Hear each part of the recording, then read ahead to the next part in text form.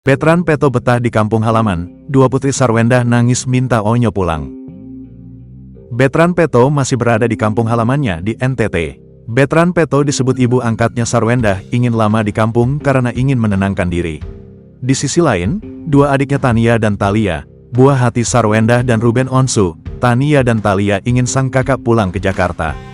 Belum lama ini, Sarwendah membagikan momen saat ia dan kedua putrinya melepas kepulangan Betran Peto ke kampung halamannya di Kupang, NTT.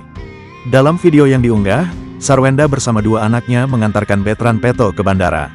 Setelah sekian lama, akhirnya Onyo, Betran, hari ini pulang.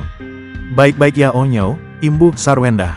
Saat Betran hendak memasuki bandara, Thalia terlihat berlari menghampiri sang kakak angkat.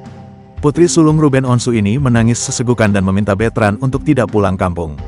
Onyo jangan pulang, ujar Thalia menangis di pelukan Betran. Betran pun menenangkan Thalia dengan mengatakan, jika dirinya bakal kembali lagi ke Jakarta. Thalia pun akhirnya sedikit tenang dan melepaskan pelukannya, usai Betran mengatakan akan kembali. Tak hanya Thalia, adiknya Tania pun menangis saat ditinggal Onyo pulang. Ia menangis sesegukan saat video call dengan Betran. Ia meminta kakaknya untuk segera pulang ke Jakarta. Kangen Onyo, ujar Tania sambil menangis.